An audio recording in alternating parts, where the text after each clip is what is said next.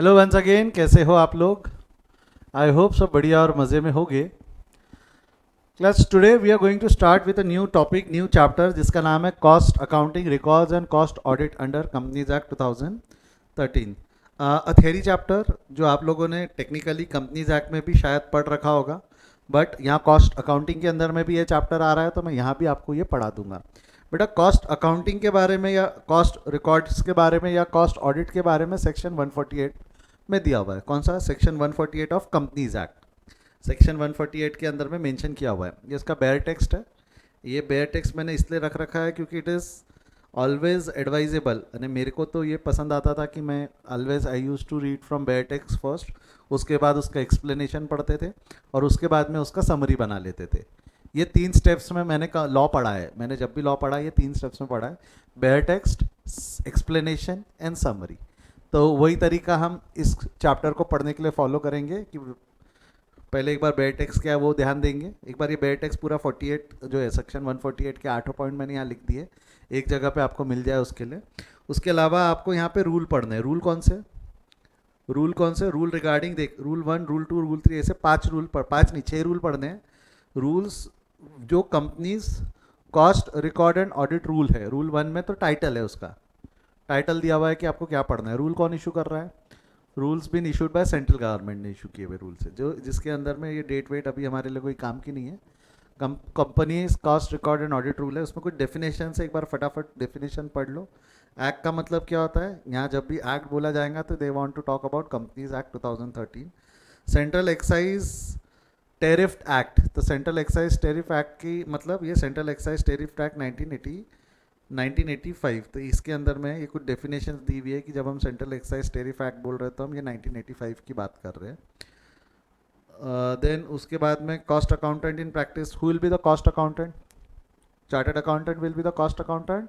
और C W A accounts के तहत, सी डब्ल्यू एक्ट के तहत जो अकाउंटेंट रहेंगे, कॉस्ट ऑडिट करने का अधिकार किसके पास में? Chartered accountant can not do cost audit, ठीक है। अ cost accountant in practice can do, जो रजिस्टर्ड है with cost and works accountant act के तहत में, वो कॉस्ट अकाउंटेंट हो सकता है, ठीक है। एक बार कुछ ये थोड़ी सी डेफिनेशंस पढ़ लो। वही ये cost auditor means a cost accountant in practice as defined in clause B. जो कॉस्ट अकाउंटेंट रहेगा वो कॉस्ट ऑडिटर बन सकता है। कॉस्ट ऑडिट रिपोर्ट, इसको C cost audit report means duly signed by cost auditors report. जो cost auditor रहता है वो अपनी रिपोर्ट बनाकर उसमें अपने क्वालिफिकेशंस, डिस्क्वालिफिकेशंस, ऑब्जर्वेशंस लिखकर जो रिपोर्ट बनाता है उसको कॉस्ट ऑडिट रिपोर्ट बोलते हैं। कैसे बनती, क्या बनती, वो हम इस चैप्टर में पढ़ने वाले। कॉस्ट रिकॉर्ड मतलब जो बुक्स ऑफ अकाउंट मेंटेन करेंगी कंपनी, जो books of account company maintain करती है उसको क्या बोलते हैं हम? Cost records. किसको मेंटेन करना पड़ता है, क्या मेंटेन करना पड़ता है, हम देखेंगे। फॉर्म मतलब any annexures of this rule.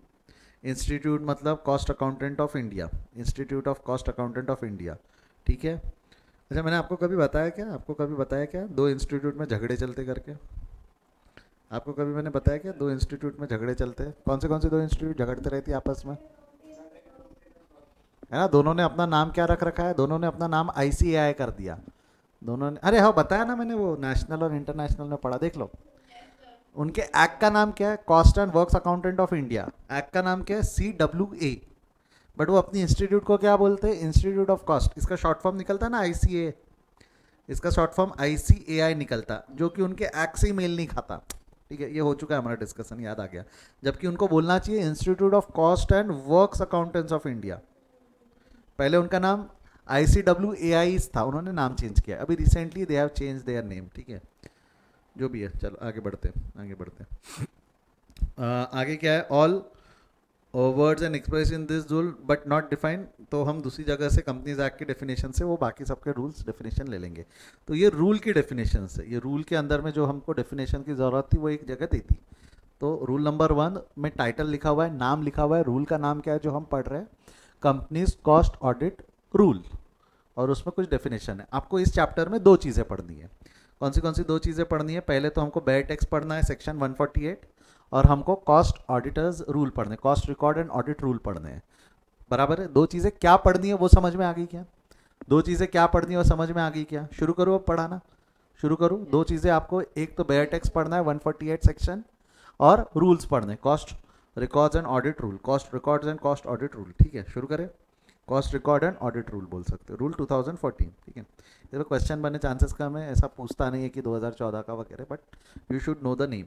चलो let's start with very first section, आपका जो क्लॉज है 148 सब क्लॉज 1, एक बार ध्यान से पढ़ना मेरे साथ, क्या लिखा हुआ है। Nothing in anything contain in this chapter the central government, highlight करो, the central government may by order request such class of companies engaged in production of such goods, production of such goods or providing such services as may be prescribed, direct that a particular relating to the utilization of क्या लिखा हुआ है, utilization of material, labor and other items of cost, वही है ना, material, labor and expenses together define your cost, as may be prescribed shall also be included in books of account as per section 128 बनाते ना, companies act 128 books of account, जिसके अंदर में company की statutory books बनाई जाती है, बोलो हाँ या ना। तो ऐसी कंपनीज, देख सुन क्या बोला उन्होंने, सेंट्रल आदेश किसके पास में, आदेश दिया किसने, बुक्स कॉस्ट रिकॉर्ड मेंटेन करने का आदेश कौन दे रही है, सेंट्रल गवर्नमेंट। ये आदेश हर कंपनी को है कि सच क्लास ऑफ कंपनीज, अब सच क्लास ऑफ कंपनीज उन्होंने सेक्शन में नहीं डिफाइन की, रूल में लिखी है। सच क्लास ऑफ कंपनीज मतलब कौन सी कंपनीज, हम रूल में पढ़ेंगे, रूल 3 में। तो सेंट्रल गवर्नमेंट ने आदेश दिया है कुछ चुनिंदा कंपनियों को to maintain cross record, for those who are into production of goods और प्रोवाइडिंग सर्विसेज, और प्रोवाइडिंग सर्विसेज एज में भी प्रिस्क्राइब, और उसमें भी कौन सी गुड्स एंड सर्विसेज वो भी प्रिस्क्राइब की हुई है, नीचे लिस्ट आएंगी भाई। ऐसी कंपनी, देख कंपनी भी बहुत डिफाइन है, कंपनी भी डिफाइन किया हुआ है, कौन से गुड्स है और कौन सी सर्विसेज है वो भी डिफाइन किया हुआ है, बट एक्ट में नहीं है, उसके लिए रूल बने। एक्ट साइलेंट है कि कौन सी कंपनीज और कौन से रूल, कौन सी कंपनी और कौन से गुड्स एंड सर्विसेज, तो उसकी लिस्ट नीचे, मैं आता हूँ ना, मैं उस पर आता हूँ ना। Direct that particular relating to utilization of material, labor and other items may be prescribed shall also, ये ऐसी कंपनीज को अपने बुक्स ऑफ अकाउंट में कॉस्ट रिकॉर्ड को इंक्लूड करना है। अब ऐसे कंपनीज को अपने बुक्स ऑफ अकाउंट में कॉस्ट रिकॉर्ड्स को इंक्लूड करना है। प्रिस्क्राइब्ड कॉस्ट रिकॉर्ड्स कौन से होते हैं, प्रिस्क्राइब्ड कॉस्ट रिकॉर्ड वो होती है cost sheet, process costing, budget costing वगैरह जो भी है, जो भी आपने कॉस्ट रिकॉर्ड मेंटेन किया है वो आपको यहाँ पर बुक्स ऑफ अकाउंट में डिस्क्लोज करना पड़ता है। Cost accounting, cost, profit and loss and everything they all have to maintain, provided that central government shall, before issuing such order in respect of any other company related to regulated under a special act, consult the regulatory body consist of establishment under special act। इसका मतलब क्या हुआ कि अगर मान लो, अगर cost records का regulation, cost records को मेंटेन करने की रिक्वायरमेंट इंश्योरेंस कंपनी पे लागे, क्योंकि insurance company is also providing services ना, क्या इंश्योरेंस कंपनी को कॉस्ट रिकॉर्ड मेंटेन करने की जरूरत पड़ सकती है क्या डेफिनेशन के हिसाब से? ये अगर नीचे का कंटेंट नहीं लिखा है, ऊपर का अगर मैं फर्स्ट पैराग्राफ पढ़ूं तो will insurance company will require to maintain cost record, yes और नो? अगर वो ऐसी कंपनीज में आती है और ऐसी सर्विसेज प्रोवाइड करती है जो इसकी डेफिनेशन में आती है, उसको कॉस्ट रिकॉर्ड मेंटेन करना पड़ेगा। बट इंश्योरेंस कंपनी को रेगुलेट करने के लिए एक स्पेशल एक्ट है ना, इंश्योरेंस कंपनी को रेगुलेट करने के लिए एक स्पेशल एक्ट है ना, इरडा, इंश्योरेंस रेगुलेटरी करके कुछ है, इरडा करके एक एक्ट आता है। तो अगर उनका, अगर इसका ये सेकंड पैराग्राफ का बोलने का मतलब क्या है, central government shall, before issuing such order in respect of the companies regulated under special act, consult the regulatory body consist or established under such act। तो इरडा के तहत जो इरडा डिपार्टमेंट है उससे कंसल्ट करने के बाद ये प्रोविजन उनको एप्लीकेबल हो सकती है। जैसा बैंक्स के ऊपर में कॉस्ट रिकॉर्ड मेंटेन करना है नहीं करना, whether bank will going to maintain cost record और नॉट, तो ये सेक्शन एप्लीकेबल होगा कि कंसल्ट लेना पड़ेगा बैंकिंग रेगुलेशन एक्ट के तहत, हमको बैंकिंग रेगुलेशन एक्ट के तहत कंसल्ट लेना पड़ेगा। अगर उनका डिपार्टमेंट मानता है कि हम बनाना चाहते हैं कॉस्ट रिकॉर्ड, तो ही वो सेक्शन उन पर एप्लीकेबल होगा।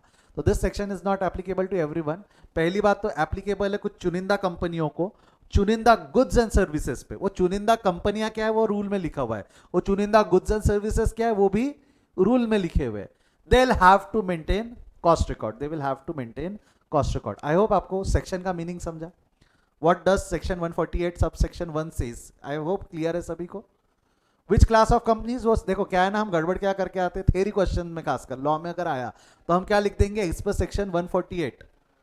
अब ये कंपनीज है regulated and non regulated companies, हम क्या लिख के आते हैं as per section 148, regulated and non regulated company providing goods and services has to maintain cost record. मेरे को पता सेक्शन 148 में रेगुलेटेड एंड नॉन रेगुलेटेड लिखा हुआ है कि सच क्लास ऑफ कंपनीज लिखा हुआ है? गड़बड़ समझी कहां की? कंपनीज रेगुलेटेड नॉन रेगुलेटेड वो यहां लिखा हुआ है कि वो रूल में लिखा हुआ है? लिखा एक्ट पूरा मिला के लॉ ही बनता, बट वो अलग से रूल में लिखा हुआ है, सेक्शन 148 में नहीं लिखा हुआ है। जैसे अगर हम रूल पढ़ेंगे तो रूल 3 क्या बोलता है? रूल 3 क्या बोलता है? फॉर द पर्पज ऑफ सब section 1 of section 148 of the act, the class of companies, यहां अलग से डिफाइन किए, the class of companies include foreign companies define in 42 of सब सेक्शन 2। डेफिनेशन इसकी रूल 2 में डेफिनेशन नहीं थी फॉरेन कंपनी, ये रूल 2 में डेफिनेशन थी क्या रे बेटा? रूल 2 में कहीं भी फॉरेन कंपनी की डेफिनेशन नहीं थी, तो रूल 2 की अपना फॉरेन कंपनी की डेफिनेशन कौन सी उठा लो, जो हमारे सबसेक्शन 2 क्लॉज 48 में लिखी हुई है। Of an act engaged in, again कौन सी कंपनीज उठानी है आपको? Which are engaged in production of goods और रेंडरिंग सर्विसेज हैविंग, अब ये इंपॉर्टेंट है यहां से देखना, having an overall turnover from its products and services of 35,000 crore और मोर। मतलब छोटे कंपनीज को पकड़ा है कि बड़े कंपनीज को पकड़ा है इन्होंने? कॉस्ट रिकॉर्ड मेंटेन करने की जरूरत आपको और मेरे को, जो किराना की दुकान चला रहा है उसको, जो पनवाड़ी चला रहा है उसको मेंटेन करने की जरूरत है, कि जिसका टर्नओवर 35 लाख के ऊपर है उसको मेंटेन करने की जरूरत है? कमान माइक्स बंद करो रे, माइक से इरिटेट हो रहा है बोलते। अगर आप जवाब देने के लिए माइक चालू करते हो तो प्लीज बंद भी कर दिया करो। मेरे को बताओ, यहाँ पे स्मॉल सेक्टर्स इंडस्ट्रीज को पकड़ने की कोशिश की कि उन्होंने बड़ी इंडस्ट्रीज को पकड़ा है?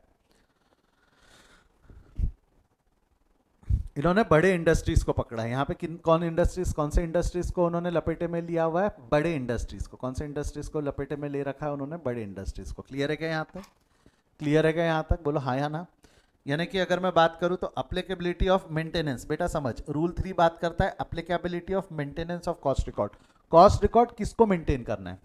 डोमेस्टिक कंपनीज तो है ही है, साथ साथ में फॉरेन कंपनीज भी है, बट इसमें से एक्सक्लूड कर रखे बेटा, एक्सक्लूड कर रखे micro and small enterprises. Specific exclusion बाद में आया है, ये यहाँ रूल में नहीं लिखा हुआ है, बट एक्सप्लेनेशन के थ्रू उन्होंने एक्सक्लूड किया हुआ है माइक्रो एंड स्मॉल एंटरप्राइजेस। इसके अंदर में कहीं भी मैंने मीडियम एंटरप्राइजेस लिखा है क्या? मीडियम एंटरप्राइजेस लिखा है कि मीडियम एंटरप्राइजेस को कोई एग्जाम्पशन नहीं है? Micro and small are exempt but medium enterprises are not exempt.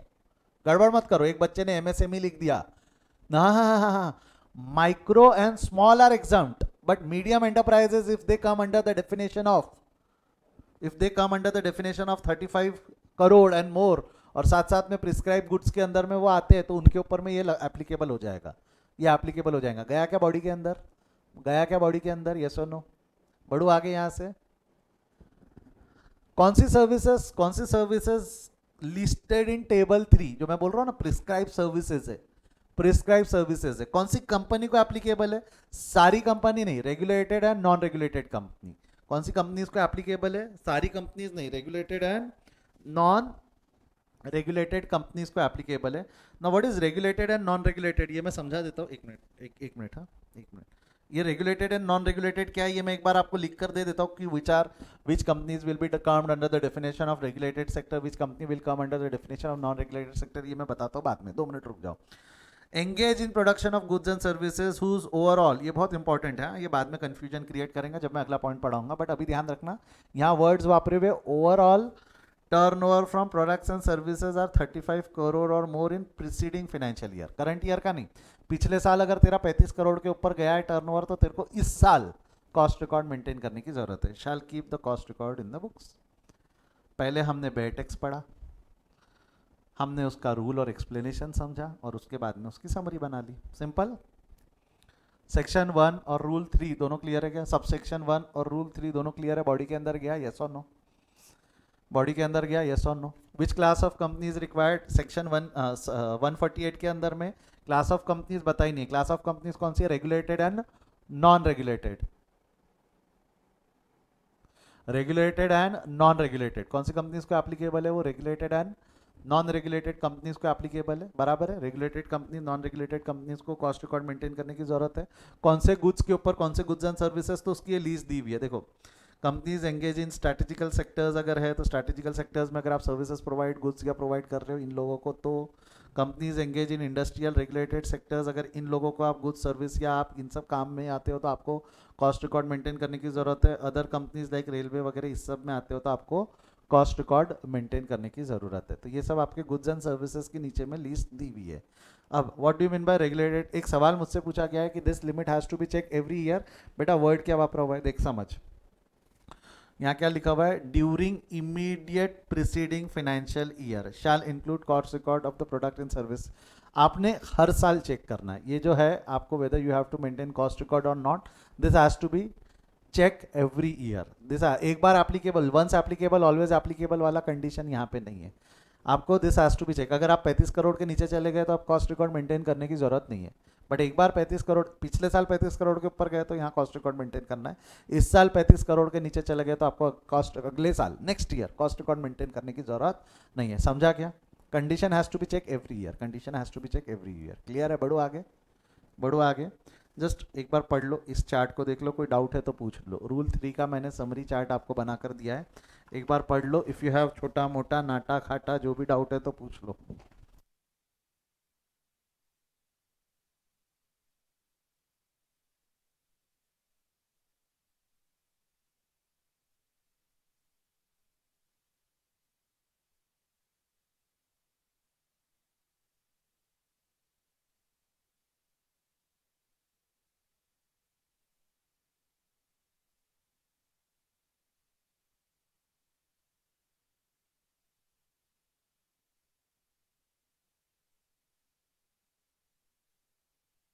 Class, what do you mean by regulated sector and non regulated sectors? तो इसको सिंपल और आसान भाषा में अगर मैं समझाऊँ तो एक छोटी सी लिस्ट बनाकर आपको दे देता हूँ, आप ये लिस्ट भी ध्यान में रख लूँगे।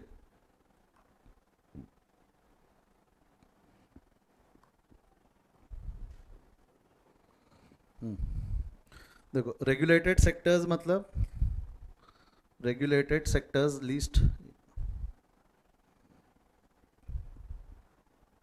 देखो एक तरीका है ये नीचे में दी हुई लिस्ट पूरी याद रखो। एक तरीका है नीचे में दी हुई लिस्ट एक बार पढ़ लो, बहुत लंबी लिस्ट है ना ये, इतनी पूरी लिस्ट याद रखना है ये आपकी मर्जी, ठीक है। या दूसरा तरीका क्या हो सकता है, दूसरा तरीका क्या हो सकता है कि भाई मैं आपको एक हल्का सा समरी दे दूँ उसका, कि ये समरी के अंदर में सब आ जाते। कोशिश करेंगे कि ज़्यादा से ज़्यादा ला सके। रेगुलेटेड सेक्टर्स, रेगुलेटेड सेक्टर्स के अंदर में आपका टेलीकॉम सर्विस आता है, एयरटेल, बीएसएनएल, जियो, इलेक्ट्रिसिटी, प्रोडक्शन डिस्ट्रीब्यूशन दोनों, ठीक है।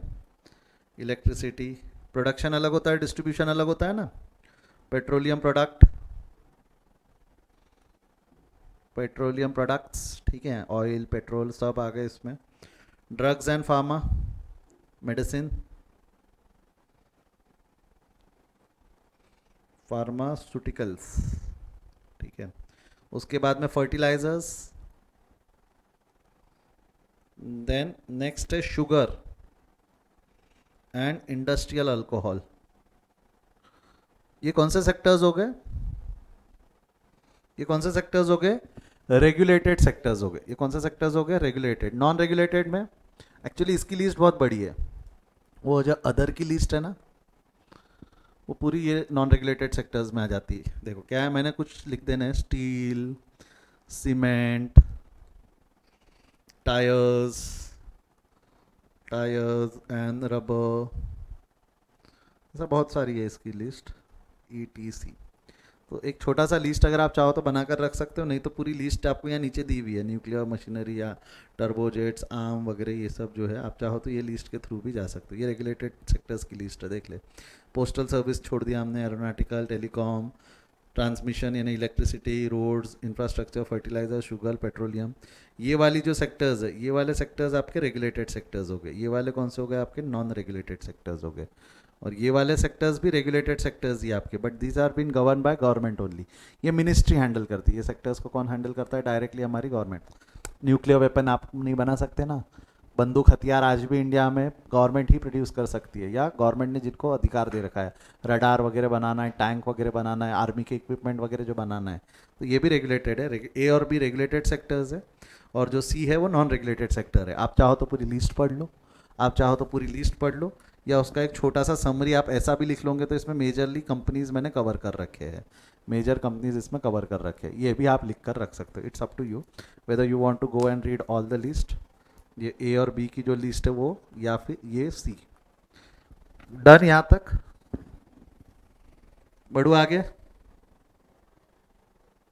स्क्रीनशॉट ले लो इसका। कोई डाउट है तो पूछो। सेक्शन 1 148(1) रूल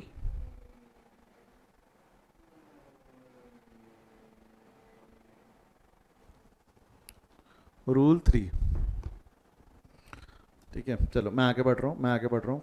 अगला है हमारा सबसेक्शन 2। सबसेक्शन 2 किसके बारे में बात करता है? कॉस्ट ऑडिट के बारे में बात करता है। सबसेक्शन 2 किसके बारे में बात करता है? Cost audit. अब कॉस्ट ऑडिट, एक मिनट,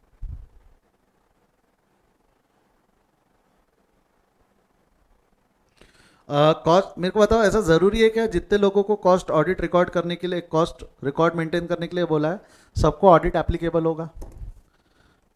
जितने भी लोगों को कॉस्ट रिकॉर्ड मेंटेन करने बोला है सभी को ऑडिट एप्लीकेबल होगा? ज़रूरी है क्या? जैसा आपने टैक्स में भी पढ़ा होगा, everybody prepare their books of account, but income tax audit is applicable after reaching certain limit. Income tax is audit applicable only after reaching certain limit, yes और नो? जीएसटी अगर हो गया होगा तो जीएसटी में भी आपने देखा होगा कि जीएसटी रिकॉर्ड करने की एक लिमिट है, जीएसटी ऑडिट की एक लिमिट है, बराबर है? सेम उसी तरह जितने भी बंदे जिनका टर्नओवर 35 लाख, बंदे यानी companies, regulated non regulated companies in particular goods and services, अगर उनका टर्नओवर 35 लाख के ऊपर जाता है तो they have to maintain cost record.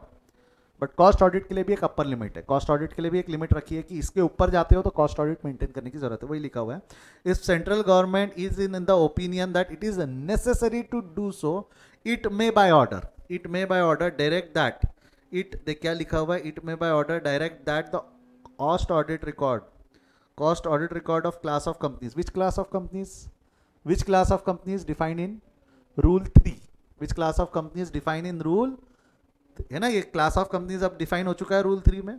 Which are covered under subsection 1 and which have yet a net worth such amount as may be prescribe. अच्छा, net worth जो है, एक मिनट सुन बेटा, ध्यान से समझ, यहाँ पे क्या लिखा हुआ है, या तो नेटवर्थ, कॉस्ट ऑडिट की वो कंडीशन डाल सकते थे नेटवर्थ के बेसिस पे, क्या हो गया, कॉस्ट ऑडिट की कंडीशन वो डाल सकते थे नेटवर्थ के बेसिस पे जो प्रिस्क्राइब्ड है। प्रिस्क्राइब कहाँ किया हुआ है? रूल नंबर 4 में। प्रिस्क्राइब कहाँ किया हुआ है? रूल नंबर 4 में पढ़ेंगे। और देख, या तो तुम कंपनीज एक्ट में नेटवर्थ को बेस बना सकते थे या टर्नओवर को बेस बना सकते थे। अगेन टर्नओवर भी कौन सा, विच इज प्रिस्क्राइब। तो सेक्शन में टर्नओवर लिखा हुआ है कि टर्नओवर रूल में लिखा हुआ है? जवाब दे, कितने के ऊपर जाना है वो सेक्शन में लिखा हुआ है कि वो रूल में लिखा हुआ है? बेटा ये लिमिट सेक्शन में क्यों नहीं लिखे, उसके पीछे भी लॉजिक है। ये लिमिट सेक्शन में क्यों नहीं लिखे, उसके पीछे भी लॉजिक है। क्योंकि क्या होता है ना, कंपनीज एक्ट को अमेंड करना है तो पूरी पार्लियामेंट बुलानी पड़ती है। कंपनीज एक्ट को अमेंड करना है तो पूरी पार्लियामेंट बनानी पड़ती है। रूल्स को अमेंड करना है, रूल में चेंजेस करना है तो सेंट्रल गवर्नमेंट अपने आप में कर सकती है ना। रूल्स में changes central government can do, उसमें बहुत ज़्यादा चेंजेस और अमेंडमेंट के पीछे रिस्ट्रिक्शंस नहीं है। इसीलिए उन्होंने लिमिट जो, अब मान लो किसी नए बंदे को लिमिट के अंदर लाना है, पट से रूल चेंज कर लिया, तो रूल चेंज करना as compare to act change करने से आसान होता है, इसलिए उन्होंने प्रिस्क्राइब किया हुआ है। अब एक मिनट सुनो, इस सेक्शन का बोलने का मतलब क्या है? सेंट्रल गवर्नमेंट चाहे तो ये आदेश दे सकती है कि आपको कॉस्ट ऑडिट एप्लीकेबल है बेस्ड ऑन आइदर नेटवर्थ और टर्नओवर, खुन्नस में नहीं। आप एक लिमिट सेट करो, या तो नेटवर्थ, देख यहाँ क्या लिखा हुआ है, नेटवर्थ एज में भी प्रिस्क्राइब, और क्या लिखा हुआ है, और, या तो नेटवर्थ को बेस बना लो या टर्नओवर को बेस बना लो, आपकी मर्जी। आप चाहो तो दोनों को भी बेस बना सकते हो, मैं बता दूं, रूल में बेस बनाया गया टर्नओवर को, उन्होंने नेटवर्थ को बेस नहीं बनाया। बेस किसको बनाया है? अल्टीमेटली दिमाग सही है ना, टर्नओवर ज्यादा है तो कॉस्ट रिकॉर्ड की ज्यादा जरूरत है, टर्नओवर ज्यादा है तो कॉस्ट ऑडिट की, टर्नओवर ज्यादा है तो गड़बड़ होने के भी चांसेस ज्यादा है ना। अरे नेटवर्थ ज्यादा है, टर्नओवर कम है, तो कॉस्ट रिकॉर्ड की जरूरत है क्या उसको? कॉस्ट ऑडिट की जरूरत है क्या उसको? सोच के देख मैं क्या बोल रहा हूँ। अगर टर्नओवर ज्यादा है तभी कॉस्ट ऑडिट की जरूरत है ना। तो रूल बनाते वक्त छूट दोनों की थी। आप नेटवर्थ को भी बेस बना सकते थे, टर्नओवर को भी बेस बनाते सकते थे, बट रूल बनाते वक्त बेस किसको बनाया गया? ओवरऑल टर्नओवर को। रूल बनाते वक्त बेस किसको बनाया गया? ओवरऑल टर्नओवर को। आई होप आपको समझ में आया। मैं एक चीज वापस बोल रहा हूं, टर्नओवर कितना वो सेक्शन में लिखा हुआ है कि रूल में लिखा हुआ है? टर्नओवर कितना वो सेक्शन में लिखा हुआ है कि रूल में? ये लिख के नहीं आना, कंपनी लॉ में गड़बड़ नहीं करना। As per section 148(2) turnover is this ना ना ना ना ना ना। टर्नओवर रूल सेक्शन में नहीं है, टर्नओवर रूल में है। कितना टर्नओवर है वो सेक्शन में नहीं लिखा हुआ है, टर्नओवर कहाँ लिखा हुआ है? रूल में। इतने ध्यान से पढ़ना पड़ता लॉ। अपन क्या बह जाते, फिर अपने को याद रहता कॉस्ट ऑडिटर्स रिपोर्ट में उसका सेक्शन 148 है, बट उसमें क्या है? टर्नओवर वहां नहीं है, वहां सिर्फ प्रिस्क्राइब्ड कितना है, प्रिस्क्राइब्ड वर्ड वापरा है। जब प्रिस्क्राइब्ड वर्ड वापरा है तो it is prescribed in rule. It is been prescribed in rule. जब भी आप देखोगे कई बार लिखा रहता है, नहीं लिखी रहती लिमिट, बट वो कहाँ लिखी रहती है? फिर रूल में लिखी रहती है। तो रूल पढ़ते आ जाओ। Applicability of cost record. Rule 3 हमने क्या पढ़ा था? रूल 3 क्या था? Rule 3 applicability of cost record. Record किसको मेंटेन करना है? यहां क्या पढ़ रहे हैं कि ऑडिट किसको करवाना है, बराबर है? Who will do audit, who will going to have their books of account audited, किसके बुक्स ऑफ अकाउंट ऑडिट होंगे? अब यहां पे हम वो पढ़ रहे हैं। तो ऑफ कोर्स जो टर्नओवर की लिमिट होंगी वो 35 करोड़ के ऊपर ही होंगी ना।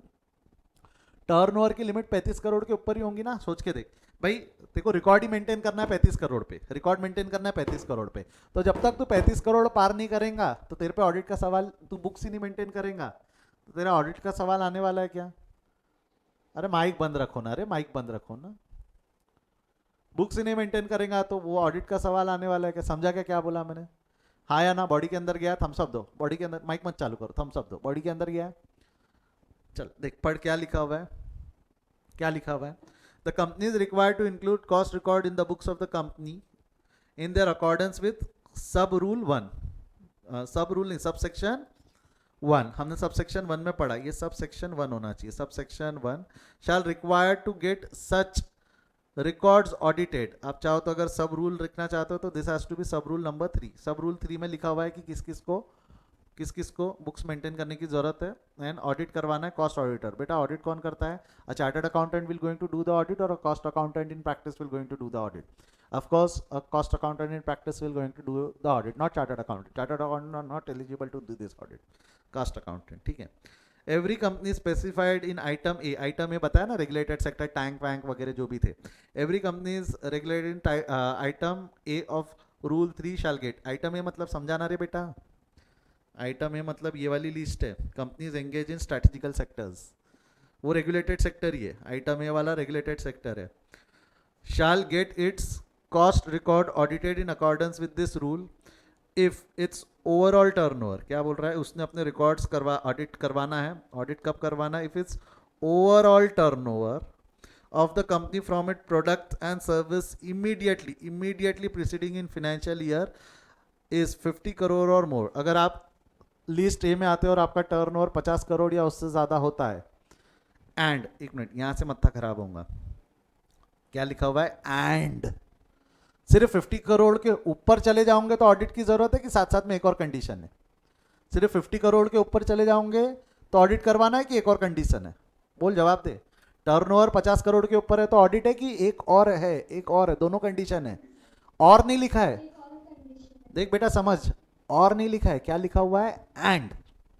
ऐसा नहीं है दोनों में से एक हो गया तो ऑडिट लगेगा क्या? नहीं, दोनों होना जरूरी है। क्या होना जरूरी है? दोनों।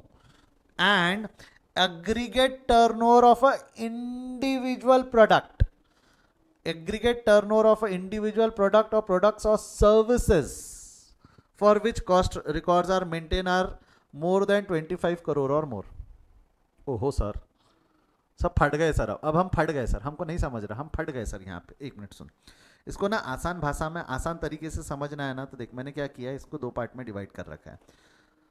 Cost audit bye cost auditor is required for regulated sectors and non regulated sectors. दो सेक्टर्स में डिवाइड कर दिया हमने। रेगुलेटेड सेक्टर की लिस्ट आपके पास में, नॉन रेगुलेटेड सेक्टर्स की लिस्ट आपके पास में।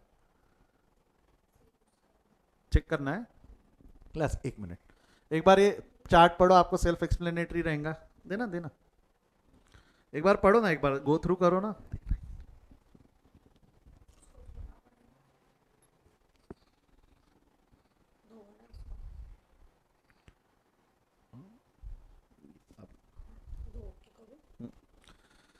तो regulated and non regulated sectors है। रेगुलेटेड सेक्टर्स को कॉस्ट ऑडिट तब लगेगा जब उनका ओवरऑल टर्नओवर, वर्ड्स पे ध्यान देना, overall annual turnover in any preceding year exceed 50 crore.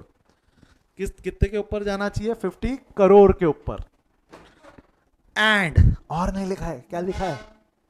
And individual annual turnover of a product or services in preceding financial year exceeds 25 crore is equal to or more, हाँ, is equal to or more, या तो 25 करोड़ या 25 करोड़ से ज़्यादा है।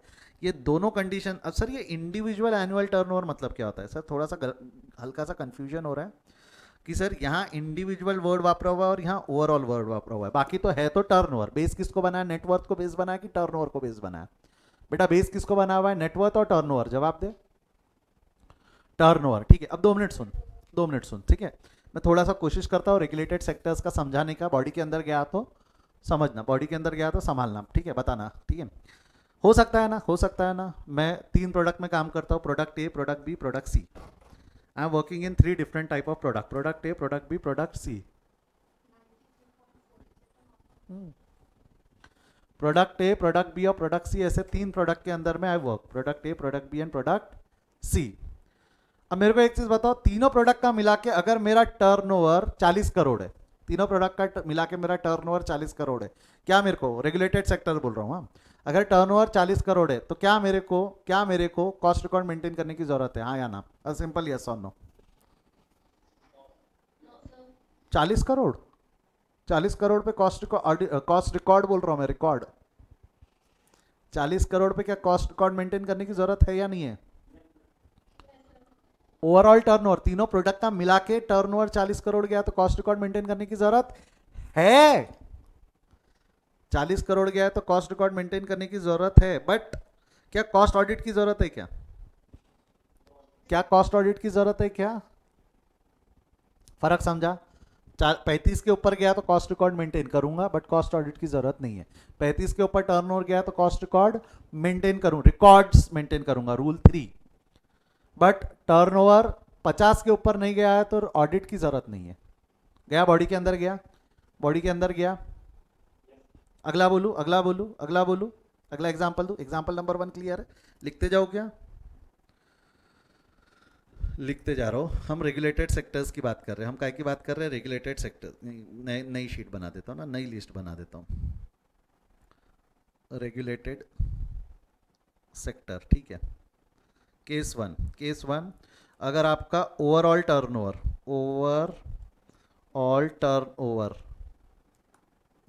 आपका overall turnover जो है, ओवरऑल टर्नओवर, और यहाँ पे इंडिविजुअल टर्नओवर, ठीक है, इंडिविजुअल टर्नओवर, अगर आपका overall turnover is more than equal to 40 crore है तो आपको कॉस्ट ऑडिट, कॉस्ट रिकॉर्ड बोलो, कॉस्ट ऑडिट, और पहले कॉस्ट रिकॉर्ड लिख देते ना, पहले कॉस्ट रिकॉर्ड और बाद में कॉस्ट ऑडिट, ठीक है। अगर टर्नओवर इसके ऊपर गया तो कॉस्ट रिकॉर्ड मेंटेन करने की जरूरत है बट कॉस्ट ऑडिट की जरूरत है क्या? रेगुलेटेड सेक्टर नहीं है ना, ठीक है। दूसरा केस ये हो गया, पहला केस। दूसरा केस, अगर मान लो आपका turnover is more than equal to 60 crore, is more than equal to 60 crore, अगर आपका टर्नओवर 60 करोड़ के ऊपर गया है तो क्या मेरे को कॉस्ट रिकॉर्ड मेंटेन करने की जरूरत है? क्या मेरे को कॉस्ट रिकॉर्ड मेंटेन करने की जरूरत है? हाँ या ना? बट क्या मेरे को कॉस्ट ऑडिट करवाना है? क्या मेरे को कॉस्ट ऑडिट करवाना है? क्या इट विल डिपेंड ना, इट विल डिपेंड। आप अगर ये कंडीशन को देखोगे, अगर आप सिर्फ ये कंडीशन को देखोगे तो आप जवाब दे दोगे यस। आपने अगर सिर्फ 50 करोड़ की कंडीशन देखा तो आप बोलोगे 60 करोड़ तो 50 से ज्यादा है। हाँ सर, हाँ सर, कॉस्ट ऑडिट की जरूरत है। बट सुन सुन सुन सुन, इंडिविजुअल 3 प्रोडक्ट है तेरे, इंडिविजुअल 3 प्रोडक्ट है, product A, product B, product C. इसका टर्नओवर है 20 करोड़, इसका टर्नओवर है 20 करोड़, इसका टर्नओवर है 20 करोड़। ये 3 प्रोडक्ट है, product A, product B, product C. अब मेरे को बता, इंडिविजुअल प्रोडक्ट या सर्विस का, इंडिविजुअल प्रोडक्ट या सर्विस का टर्नओवर 25 करोड़ के ऊपर गया क्या? Individual annual turnover of a product और service in a preceding year, क्या वो 25 करोड़ के ऊपर गया क्या? इंडिविजुअल का टर्नओवर 25 करोड़ के ऊपर गया क्या? नहीं। तो अब बोल, कॉस्ट ऑडिट लगेगा क्या? कॉस्ट ऑडिट एप्लीकेबल है क्या?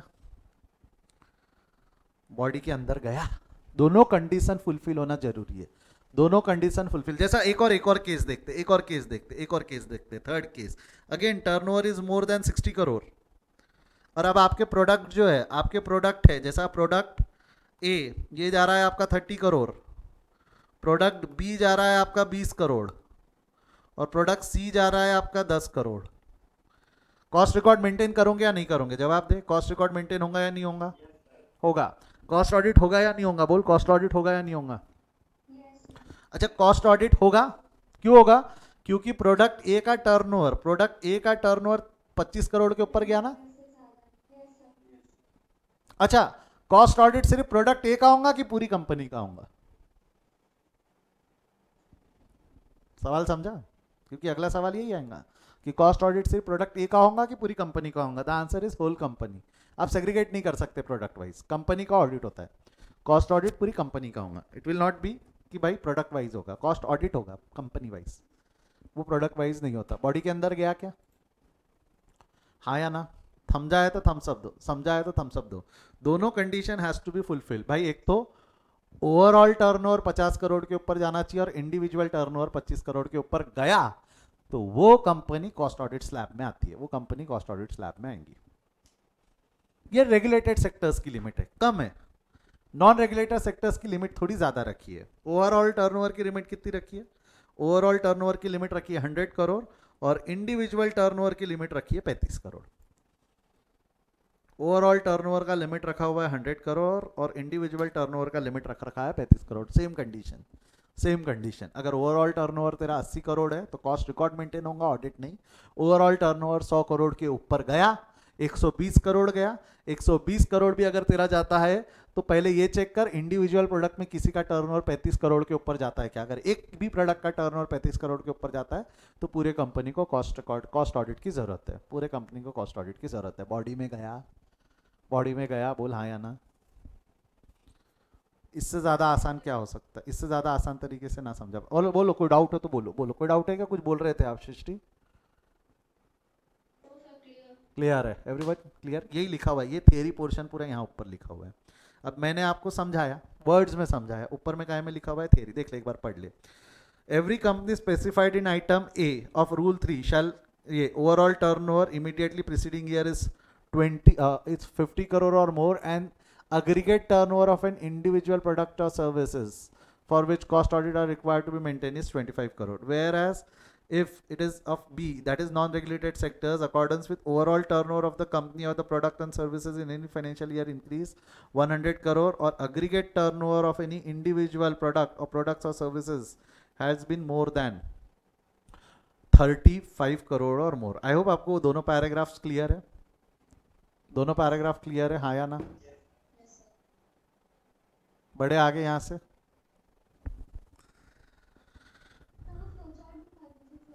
ये बेटा बना हुआ है, सब आपके नोट्स में बना हुआ है। जो नोट्स है मैं अपलोड कर दूंगा, नोट्स में सब बना हुआ है, डोंट वरी। अगर आपको स्क्रीनशॉट लेना है ले लो। देखो मेरे को एक चीज़ मालूम है, आप लोगों को फ्लो चार्ट से पढ़ने में ज़्यादा आसान जाता है क्योंकि सब सामने होता है ना। अरे खत्म नहीं हुआ वैसे, 2 मिनट रुकते क्या? रूल 4 कंप्लीट कर लेता फिर एक साथ ले लेना ना। रूल 4 खत्म नहीं हुआ है ना, रुकना बेटा। ये तो ऑडिट इन लोगों को एप्लीकेबल है, बट स्पेसिफिकली एग्जाम्पशन दिया हुआ है ना। एक बार एग्जाम्पशन पढ़ा दूं क्या? ये रूल से कौन कौन एग्जाम्प्ट है वो पढ़ा दे, तो फिर एक साथ ले लेना स्क्रीनशॉट। आगे पढ़ दे क्या दिया हुआ है। The requirement of cost audit under this rule shall not apply to the companies which are covered in rule 3। मतलब रूल 3 में कॉस्ट रिकॉर्ड मेंटेन कर रही है, कॉस्ट रिकॉर्ड मेंटेन कर रही है, बट कॉस्ट ऑडिट की जरूरत नहीं है। दो उनका टर्नओवर भी लिमिट के ऊपर जा रहा है, 35 यहाँ पे 100 करोड़ के ऊपर, 50 करोड़ के ऊपर, या इंडिविजुअल टर्नओवर 25 और 35 के ऊपर जा रहा है, तो भी ये एग्जाम्प्ट है। तो भी ये 3 कंपनीज एग्जाम्प्ट है। कौन से? जिसका revenue is from export, revenue from export exceeding 75% of is total revenue. जो भी आप कमा रहे हो उसमें से 75% ऑफ रेवेन्यू तेरा अगर एक्सपोर्ट से है तो देख बेटा, अच्छा है ना, कॉस्ट ऑडिट इनको एग्जाम किया है, आपको थोड़ी सहूलियत दी है ताकि आप एक्सपोर्ट प्रमोट करो। आपको सहूलियत दी रही है, आपको ज़्यादा परेशान नहीं करेंगे, आपको सहूलियत देंगे ताकि आप लोगों को हम, बेटा किसी का माइक चालू नहीं है, किसी का माइक चालू नहीं है, मैंने अभी देखा, यहाँ से भी दिख रहा है किसी का माइक चालू नहीं है, आपकी तरफ में शायद डिस्टर्बेंस होगा। तो जिसका रेवेन्यू फ्रॉम एक्सपोर्ट ज़्यादा है उसको एग्जाम किया हुआ है, जिसका ऑपरेशन स्पेशल इकोनॉमिक जोन में उनको एग्जाम किया हुआ है, और इलेक्ट्रिसिटी कंपनीज जो कैप्टिव कंजम्पशन करती है, यानी ऐसी कंपनीज जो खुद का इलेक्ट्रिसिटी जनरेट कर लेती, क्या बोला मैंने, ऐसी कंपनीज जो खुद का इलेक्ट्रिसिटी जनरेट कर लेती है उनको, ऐसी कंपनीज जो खुद रहते ना, कई कंपनी सोलर प्लांट लगा रहे हैं अभी खुद के कंजम्पशन के लिए, सोलर प्लांट लगा रहे, कई कंपनी रहते हैं खुद के कंजम्पशन के लिए एक छोटा सा इलेक्ट्रिसिटी यूनिट बनाकर रख लेती है। मेजरली सोलर प्लांट को प्रमोट करने के लिए ये एग्जाम्पशन दिया हुआ है, सोलर प्लांट्स को प्रमोट करने के लिए एग्जाम्पशन दिया हुआ है। क्लियर है यहाँ तक? क्लियर है यहाँ तक? बोलो हाँ या ना, यस और नो। तो आपको नहीं लगता ये वाले कंडीशन से every electricity company becomes exempt, क्योंकि वो तो खुद का इलेक्ट्रिसिटी खुद ही बना रही है, खुद का इलेक्ट्रिसिटी खुद ही बना रही है ना। सोच के देख क्या बोल रहा हूँ, जो भी है। तो ये एग्जाम्पशन यहाँ लिखे हुए हैं। दिस एग्जाम्पशन काहे से है? कॉस्ट रिकॉर्ड मेंटेन करने से है कि कॉस्ट ऑडिट से है? बेटा बात समझ, exemption is from cost audit not cost record. Cost record तो मेंटेन करना है, कॉस्ट रिकॉर्ड मेंटेन करना है, एग्जाम्पशन कॉस्ट ऑडिट से है, ठीक है। फॉरेन एक्सपोर्टर्स जिनका रेवेन्यू इज मोर देन 75% और ऑफ टोटल रेवेन्यू, और है हाँ, और operation in special economic zone और generation of electricity for captive consumption to captive generation plant, खुद का ही प्लांट बना दिया और वहां से इलेक्ट्रिसिटी यूज कर रहे हैं, सोलर प्लांट बना लिया और खुद के लिए। कैप्टिव कंजम्पशन मतलब ओन कंजम्पशन, कैप्टिव कंजम्पशन मतलब ओन कंजम्पशन, वो निर्भर नहीं है, आत्मनिर्भर है, तो उन लोगों को एग्जाम्प्ट किया हुआ है, उन लोगों को एग्जाम्प्ट किया हुआ है। तो ये हो गया आपका समरी ऑफ रूल 4, जिसके अंदर में किन किन लोगों को कॉस्ट ऑडिट की जरूरत है वो यहाँ पे दिया हुआ है। ऊपर वाले कंपनीज को रिक्वायर्ड है, नीचे वाले 3 कंपनीज को एग्जाम्प्ट किया हुआ है। Come on take the screenshot, write it down, वैसे नोट्स में है ये सब, ये नोट्स में लिखा हुआ है आपके। बढ़ू आगे, शैल आई मूव फर्दर? चलो नेक्स्ट अगले पॉइंट की तरफ हम बढ़ते हैं। Maintenance of cost record. अब कॉस्ट रिकॉर्ड मेंटेन कैसे होंगे? अभी हमने एक मिनट, रूल 1 और 2 तो फालतू है। रूल 1 में टाइटल था, रूल 2 में डेफिनेशन थी। रूल 1 में टाइटल था, रूल 2 में डेफिनेशन थी। रूल 3 क्या बोलता है? रूल 3 क्या बोलता है? फटाफट बोलो, रूल 3 क्या बोलता है? Applicability of cost record. Rule 4 क्या बोलता है? Applicability of cost audit. Rule 5 में बोलता है maintenance of cost record, record कैसे मेंटेन करोगे, how you are gonna maintain your cost record. तो ठीक है, एवरी रिकॉर्ड मेंटेन करने का तरीका भी इन्होंने डिफाइन किया हुआ है कि आपको कॉस्ट रिकॉर्ड मेंटेन करना है मतलब क्या। Every company under this rule includes all units and branches, सभी को, आपकी सारे यूनिट, सभी branches shall respect of each financial year commencing on and after 2014 will maintain cost record as per CRA1। CRA1 is cost record audit, cost record audit 1। CRA1 क्या होता है आपका? Cost record audit. ऐसे 4 CRA है। कितने CRA पढ़ना है आपको? 4। CRA1 2 3 4। CRA1 के बारे में क्या बोला हुआ है? Maintenance of cost record, maintenance of cost record. अब बात निकली है तो बता देता। CRA1 maintenance of cost record है, फॉर्म रहते हैं बेसिकली, ये फॉर्म्स रहते हैं जिसमें हमको कॉस्ट रिकॉर्ड मेंटेन करके गवर्नमेंट को सबमिट करना पड़ता है। CRA1 cost audit, cost records के बारे में, मेंटेनेंस ऑफ कॉस्ट रिकॉर्ड है। CRA2 जब भी आप कॉस्ट ऑडिटर को अपॉइंट करोगे, कॉस्ट ऑडिटर को अपॉइंट किया है तो ये गवर्नमेंट को बताना पड़ता है, सेंट्रल गवर्नमेंट को बताना पड़ता है कि हमने फलाना फलाना बंदे को अपने ऑर्गेनाइजेशन का कॉस्ट ऑडिटर मेंटेन कर रखा है। CRA3 कॉस्ट ऑडिटर अपनी रिपोर्ट सबमिट करता है, कॉस्ट ऑडिट करने के बाद जो रिपोर्ट बनेंगी वो सेंट्रल गवर्नमेंट को सबमिट की जाएंगी, तो वो काय में सबमिट की जाती है? CRA3। और CRA4 में ऑडिटर्स रिपोर्ट के अंदर में क्वालिफिकेशन, रिमार्क या कुछ क्लेम, वो कुछ भी लिखा हुआ है, एडवर्स रिमार्क या कोई भी रिमार्क है, तो उसका एक्सप्लेनेशन देगी कंपनी सेंट्रल गवर्नमेंट को। कौन से 4 CRA बोला मैंने? एक बार बोल दे क्योंकि ये CRA बाद में आने वाले, इसके ऊपर में क्वेश्चन बन सकता है MCQ का। 4 CRA है आप लोगों के, नीचे में अगर आप आओगे तो मिल जाएगा। CRA1 forms in which cost record shall be maintain, इस तरीके से आपको कॉस्ट रिकॉर्ड मेंटेन करना है।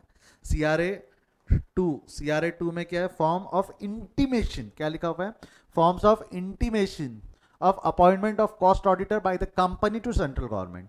कंपनी सेंट्रल गवर्नमेंट को बताएंगी कि हमने कॉस्ट ऑडिटर अपॉइंट किया, उसका CIN नंबर क्या है, जन वो कंपनी के बारे में बताएंगे, हमारी इन्फॉर्मेशन, हम क्या प्रोडक्ट्स एंड सर्विस में डील करते हैं, कॉस्ट ऑडिटर कौन है, फाइनेंशियल ईयर क्या रहेगा उसका ऑडिट का, detail of previous cost auditor और उसको रीअपॉइंट क्यों नहीं किया, उसका रीजन एंड अटैचमेंट अगर कुछ होंगी तो, बोर्ड रेजोल्यूशन जिससे में हमने कॉस्ट ऑडिटर को अपॉइंट किया या ऑप्शनल अटैचमेंट, ये अटैचमेंट लगा के सेंट्रल गवर्नमेंट को सबमिट होगी।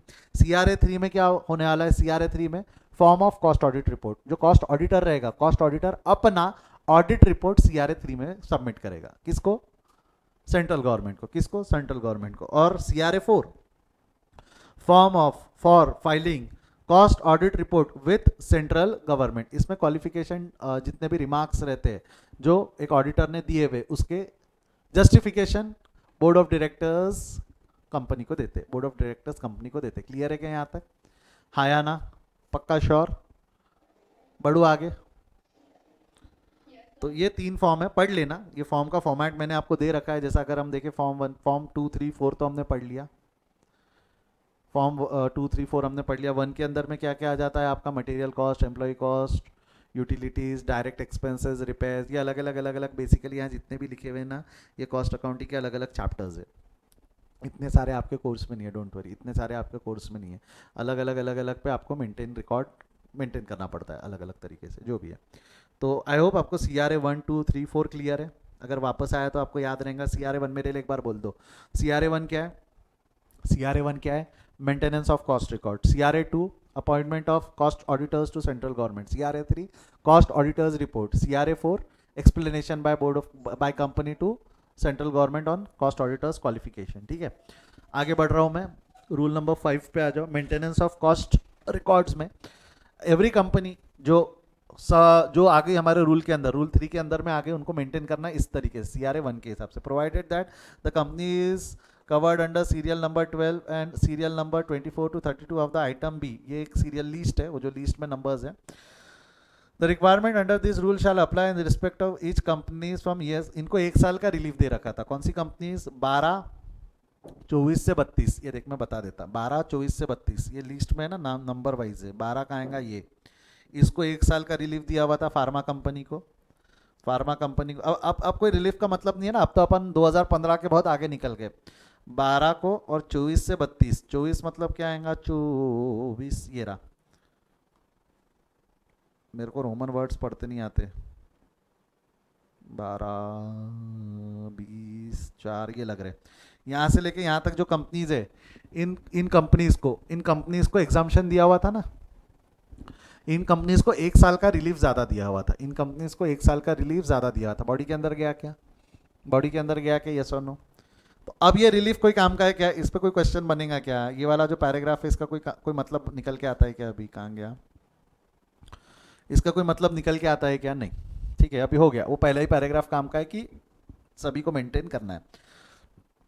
This record has to be maintain on regular basis. Either you can prepare monthly, quarterly, half yearly और एनुअली। आप चाहो तो मंथली, क्वार्टरली, हाफ ईयरली और एनुअली बना लो। और कैलकुलेशंस जो रह सकते हैं कॉस्ट पर यूनिट और cost of unit per production, उसके हिसाब से आपको मेंटेन करना है। सेल्स मार्जिन वगैरह। बेसिकली ये कॉस्ट शीट जो मैंने आपको बताया था, cost sheet will going to give you cost information. Total cost भी देता है और पर यूनिट कॉस्ट भी देता है ना। कॉस्ट शीट लास्ट क्लास याद करो, cost sheet can be monthly, annually, yearly, हम कैसे भी बना सकते हैं। ओवरव्यू ऑफ कॉस्ट में पढ़ेंगे हम, ओवरव्यू ऑफ कॉस्ट में। ठीक है, कैसे भी बनती cost sheet. The cost record shall be maintained in such a manner as to enable the companies exercise as far as possible control important है, control over the various operation of the cost and optimization optimum economic in utilization of resources, and this record shall also be provide necessary data which is required to furnish under this rule। आप लोगों ने cost record ऐसे maintain करना चाहिए जो आपको information provide दे with an optimum cost. कम खर्चों में प्रॉपर अप्रोप्रिएट इन्फॉर्मेशन आपको प्रोवाइड करनी चाहिए। ये क्या में लिखा हुआ है रूल 5 में कि भाई CRA 1 के हिसाब से रूल मेंटेन करना है। आप चाहो तो मंथली बनाओ, एनुअली बनाओ, ईयरली बनाओ, बट कैलकुलेशन हमारे को कॉस्ट ऑफ प्रोडक्शन और कॉस्ट पर यूनिट दोनों चाहिए। साथ साथ में सेल्स और मार्जिन कितनी है वो भी चाहिए। आप मंथली, ईयरली, एनुअली कैसे भी बनाओ, और आप कम खर्चों में इसको मेंटेन करना चाहिए। अननेसेसरी ये मेंटेन करने के लिए ज़्यादा खर्चे होने नहीं चाहिए। आई होप रूल 5 क्लियर है सभी को। Maintenance of cost record clear है यहाँ तक? हाँ या ना? अब 148(1) में क्या लिखा हुआ था? 148(1) में क्या लिखा हुआ था? 148(1) कॉस्ट रिकॉर्ड्स। 148(2) में 148(2) में कॉस्ट ऑडिट। बेटा देख, वन में रिकॉर्ड है, रिकॉर्ड्स के बारे में लिमिट्स और कंपनी की लिमिट क्या में डिफाइन की हुई थी रूल 3 में। 2 के अंदर में कॉस्ट ऑडिट अगर सेंट्रल गवर्नमेंट चाहे तो कॉस्ट ऑडिट का आदेश दे सकती, किनको देंगी? रूल 4 की कंपनीज को। किसको देंगी? रूल 4। अब आ जाए सबसेक्शन 3 में, आ जाए सबसेक्शन 3 में आ जाओ, यस और नो? ठीक है, क्या लिखा हुआ है सबसेक्शन 3? अब देख, कंपनी रिकॉर्ड किसको मेंटेन करना है वो उस बारे में बता दिया, ऑडिट किसको करना है उस बारे में बता दिया। अब ऑडिटर कौन हो सकता है उस बारे में बताएंगे ना, सीक्वेंस। रिकॉर्ड कौन मेंटेन करेगा, ऑडिट कौन करेगा, सॉरी ऑडिट किसको करवाना है, अब ऑडिट कौन कर सकता है। तो सब सेक्शन 3 में लिखा हुआ है कि ऑडिट कौन कर सकता है। The audit under sub section 2 shall be conducted by cost accountant in practice. It can not be done by anyone, it has to be done by cost accountant in practice. Can a statutory auditor be appointed as cost auditor? Can a statutory auditor can be appointed as a cost auditor? बोल हाँ या ना। A statutory auditor can not be appointed, क्योंकि पहली बात तो cost auditor in practice चाहिए। अगर वो स्टैट्यूटरी ऑडिटर है तो वो चार्टर्ड अकाउंटेंट इन प्रैक्टिस है। अगर वो चार्टर्ड अकाउंटेंट इन प्रैक्टिस है तो कॉस्ट ऑडिटर कैसे बन सकता है? टेक्निकली पॉसिबल ही नहीं है ना। A statutory auditor and cost auditor can not be same, कभी हो ही नहीं सकता, टेक्निकली पॉसिबल नहीं है। चार्टर्ड अकाउंटेंट इन प्रैक्टिस चाहिए स्टैट्यूटरी ऑडिट के लिए, कॉस्ट ऑडिट के लिए कॉस्ट अकाउंटेंट इन प्रैक्टिस चाहिए। And you can not hold both COPs, आप दोनों सीओपीज होल्ड नहीं कर सकते, cost accountant in practice as well as chartered accountant in practice. That's illegal in India to hold 2 COP for one person. तो वो possible ही नहीं है, वो पॉसिबल ही नहीं। COP मतलब सर्टिफिकेट ऑफ प्रैक्टिस। आप कॉस्ट अकाउंटेंट चार्टर्ड अकाउंटेंट हो सकते हो बट आप प्रैक्टिसिंग नहीं हो सकते, दोनों में से एक ही चीज की प्रैक्टिस आप कर सकते हो। ठीक है। Who shall be appointed as appointed by, देखो एक मिनट, स्टैट्यूटरी ऑडिटर्स का अपॉइंटमेंट की बात नहीं हो रही है, किस कौन से ऑडिटर की अपॉइंटमेंट की बात हो रही है? Cost auditor. Cost auditor is appointed by, appointment का राइट किसके पास है? शेयर होल्डर्स के पास है कि board of directors? Board of directors. Appointment का right is with board of directors, but remuneration as may be which is determined by, remuneration कौन डिटरमाइन करने वाला है? बोल, रेम्यूनरेशन मेंबर्स। बेटा समझ, बोर्ड ऑफ डायरेक्टर्स अपॉइंटमेंट करते हैं, बोर्ड ऑफ डायरेक्टर्स अपॉइंटमेंट करते हैं, और रेम्यूनरेशन कौन डिसाइड करता है? रेम्यूनरेशन कौन डिसाइड करता है? मेंबर्स। मेंबर्स की दखलंदाजी सिर्फ यहीं तक है, रेम्यूनरेशन तक के। वो ये नहीं बोल सकते कि ये कॉस्ट ऑडिटर अच्छा नहीं है दूसरा अपॉइंट करो। Cost auditor is appointed bye board of directors by passing board resolution, whereas remuneration has been recommended by board of directors and it has been approved by shareholders, it has been approved by shareholder। फर्क समझा क्या? सच remuneration as prescribed rule. कितना remuneration रह सकता है उसके लिए rule 6 है। रूल 6 आप देखोगे तो कॉस्ट ऑडिट के बारे में इसमें रेम्यूनरेशन का भी एक पॉइंट रहेगा इसमें कि कितना रेम्यूनरेशन कॉस्ट ऑडिटर के अपॉइंटमेंट के वक्त उसको देना है हमने। ठीक है, ये कहाँ दिया हुआ है? रूल नंबर 6 में कितना रेम्यूनरेशन दे सकते हैं। ठीक है, अगला, provided that no person appointed under section 139 section 139 can, चलो पट से बोलो 139 क्या था? अभी बताया रे, अभी बताया 139 statutory auditor. Can statutory auditor be appointed as, statutory auditor can be appointed as,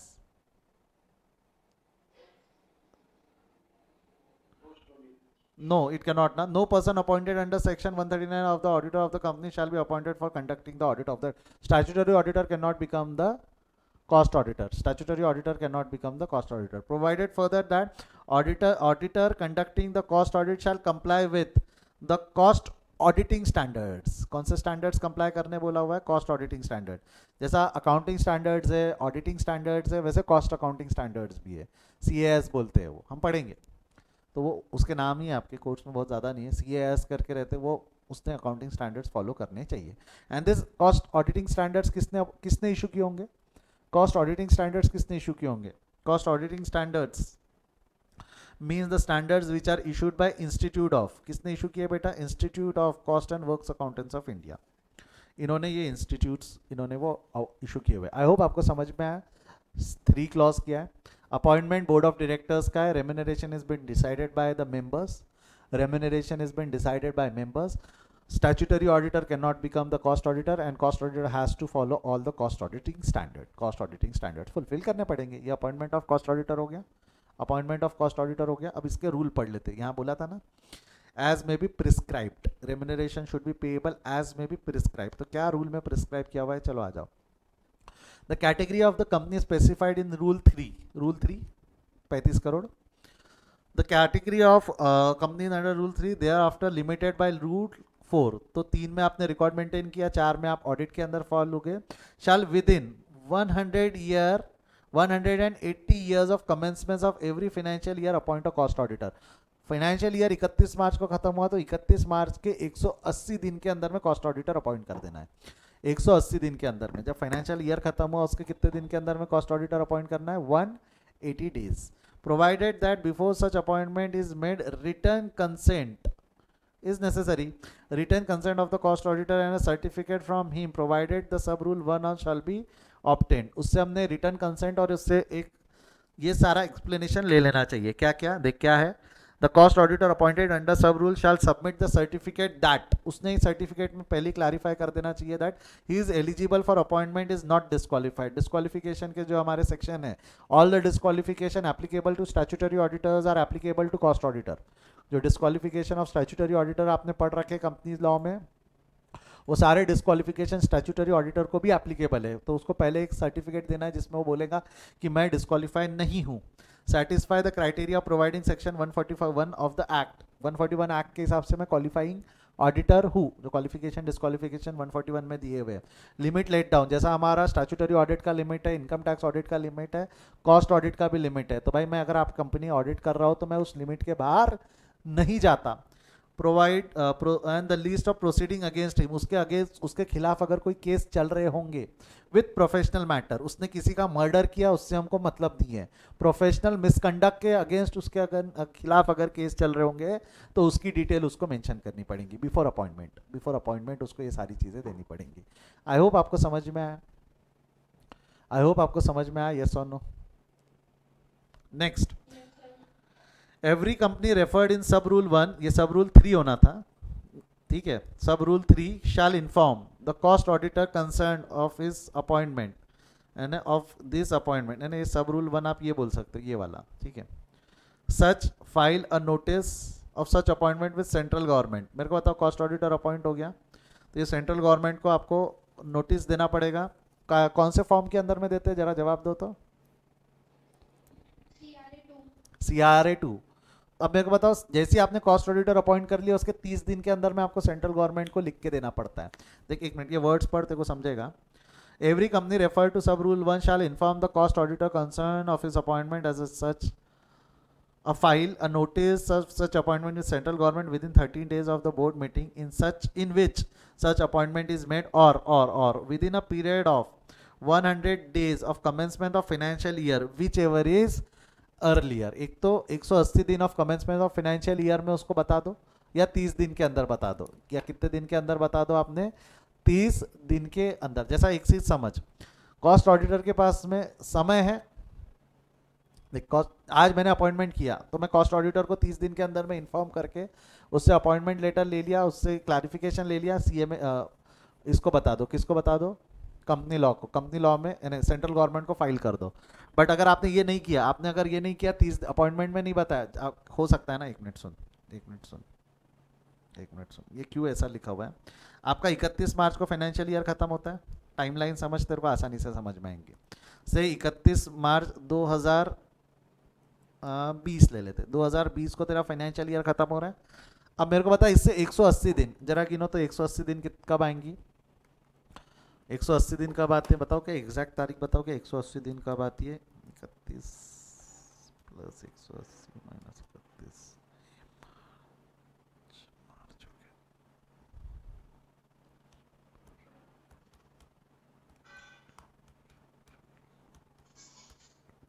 ये आती है 27 सितंबर को। 27 सितंबर को 180 दिन खत्म होते हैं। फाइनेंशियल ईयर आपका 31 ना, 30 सितंबर नहीं हो नालायक हो, 30 सितंबर नहीं होगा ना, 31 दिन के महीने आते ना बीच में। तो 27 सितंबर से पहले 180 दिन खत्म हो जाएंगे ना, या 180 दिन, तो 27 सितंबर। अब वहां पे वर्ड्स क्या वापरे हुए? 30 दिन बोर्ड मीटिंग हुई, उसके 30 दिन पहले, बेटा माइक बंद करो ना, माइक बंद करो पुलकित। बोर्ड मीटिंग के 30 दिन के अंदर, बोर्ड मीटिंग के 30 दिन के अंदर, या फाइनेंशियल ईयर से 180 दिन के अंदर, ऐसा लिखा हुआ है ना। बोर्ड मीटिंग से 30 दिन के अंदर या 180 80 दिन के अंदर में आपको CRA 2 के अंदर में सेंट्रल गवर्नमेंट को फाइल कर देना है। तो इसका मतलब क्या हुआ, आपका लास्ट डेट ऑफ अपॉइंटमेंट ये है 27 सितंबर के पहले आपने सेंट्रल गवर्नमेंट को बता देना चाहिए, बराबर है। अब मेरे को एक चीज बता, बोर्ड मीटिंग हुई है, अगर तेरी बोर्ड मीटिंग 1 अप्रैल को हुई है, बोल बेटा, बोर्ड मीटिंग 1 अप्रैल को हुई है, तो 1 अप्रैल यहाँ पे बोर्ड ऑफ डायरेक्टर्स ने डिसाइड किया है, तो सेंट्रल गवर्नमेंट को कब तक इन्फॉर्म हो जाना चाहिए, सेंट्रल गवर्नमेंट को कब तक इन्फॉर्म हो जाना चाहिए, डोंट यू थिंक यहाँ से 30 दिन के अंदर सेंट्रल गवर्नमेंट को इन्फॉर्म हो जाना चाहिए, 30 दिन के अंदर सेंट्रल गवर्नमेंट को इन्फॉर्म हो जाना चाहिए, बोल हाँ या ना। क्योंकि 180 दिन तो यहाँ खत्म हो रहे, 180 दिन और 30 days which ever is earlier, यहाँ पे इन्फॉर्म सेंट्रल गवर्नमेंट को CRA 2 के अंदर में हो जाना चाहिए, बराबर है। जनता गया बॉडी के अंदर। अब अगर मान लो 15 सितंबर को बोर्ड मीटिंग हुई, बोर्ड ऑफ डायरेक्टर्स का मीटिंग यहाँ पे हुआ, यहाँ पे बोर्ड ऑफ डायरेक्टर्स ने डिसाइड किया है कि अपॉइंटमेंट करना चाहिए। अब आपको नहीं लगता 15 सितंबर से आपका जो ये है ये कुछ तो भी 14 अक्टूबर के आसपास खत्म होगा, 30 दिन, बट आपके 180 दिन तो 27 सितंबर को खत्म हो जाएंगे। तो CRA 2 कब तक भर जाना चाहिए, CRA 2 कब तक भर के सेंट्रल गवर्नमेंट को बता देना चाहिए, 27 सितंबर विच एवर इज अर्लियर। बेटा आपने अगर 27 तारीख के आसपास हो आप, तो आपको वो 30 दिन which ever is earlier applicable है, नहीं तो 30 दिन के अंदर में आपने इन्फॉर्म कर देना चाहिए। कितने दिन के अंदर में इन्फॉर्म कर देना चाहिए, 30 दिन। रूल समझा के क्या है, इसका मीनिंग समझा के, सेंटेंस का मीनिंग समझा के क्या है, एवरी कंपनी रेफर इन सब रूल 1, कितने दिन के अंदर में आप इन्फॉर्म करना है CRA 2 के अंदर, 30 दिन या 180 दिन विच एवर इज अर्लियर, 30 दिन और 180 दिन विच एवर इज अर्लियर। गया बॉडी के अंदर, गया, बढ़ जाओ आगे, बढ़ जाओ आगे। हाँ, every cost auditor appointed such shall continue in such capacity till the expiry of 180 days from the closure of financial year or till the submission of cost auditor report। अब इसका मतलब क्या है, यहाँ पे भी होगा whichever is earlier, ठीक है, provided that the cost auditor will remove from the office। बाद में बताता हूँ, 1 मिनट सुन। अब ये तो हमने अपॉइंटमेंट ऑफ ऑडिटर के बारे में, ये क्या हो गया, जो अभी हमने पढ़ा ये किसके बारे में पढ़ा, अपॉइंटमेंट ऑफ ऑडिटर। अब आपको नहीं लगता ये ऑडिटर अपॉइंट होने के बाद कब तक के ऑफिस में काम करेगा, ये ऑडिटर जो आपने अपॉइंट किया होगा ये 2020-21 साल के लिए अपॉइंट किया होगा ना, ये जो ऑडिटर आपने अपॉइंट किया होगा ये 2020-21 साल के लिए अपॉइंट किया होगा, बोल हाँ या ना। 1 अप्रैल 2020 से लेके 31 मार्च 2021 तक, 1 अप्रैल 2020 से लेके 31 मार्च 2021 तक, है ना, जो करंट ईयर चल रहा है उसके लिए। अब ये जो ऑडिट करेगा, ऑडिट कब कर पाएगा, इसका ऑडिट कब खत्म होगा, हमारा साल चालू हो रहा है 1 अप्रैल 2020 से, खत्म हो रहा है 31 मार्च, खत्म हो रहा है 31 मार्च 2021 तक। जब तक के साल खत्म नहीं होगा उसका ऑडिट खत्म हो सकता है क्या, आखिरी दिन का भी तो ऑडिट करके देगा वो। तो यहां से सुन, ये ऑफिस कब तक होल्ड करेगा, जब भी ये अपॉइंट हुआ है, जब भी ये अपॉइंट हुआ है, जब भी CRA 2 भरा गया है, जब भी CRA 2 भरा गया है, वहां से ये ऑफिस कब तक होल्ड करेगा, वहां से ये ऑफिस कब तक होल्ड करेगा, जब तक ये रिपोर्ट ना सबमिट कर दे या 27 सितंबर ना आ जाए, 120 दिन, 120 दिन 27 को आते, ये बताया ना ये। अगर मान लो उसने यहाँ रिपोर्ट, ऑडिट रिपोर्ट दे दिया, तो उसने अगर 31 अप्रैल को ऑडिट रिपोर्ट दे दिया, तो इसका टेन्योर कब खत्म हो जाएगा, 31 अप्रैल को टेन्योर खत्म। अच्छा, उसने अगर ऑडिट रिपोर्ट 30 सितंबर को दिया, दे सकता है लेट, पेनल्टी लगेंगी, वो सेकेंडरी मैटर है। अगर उसने ऑडिट रिपोर्ट 30 सितंबर को दिया तो उसका टेन्योर कब खत्म होगा, जवाब दो, टेन्योर कब खत्म होगा, 27 सितंबर को।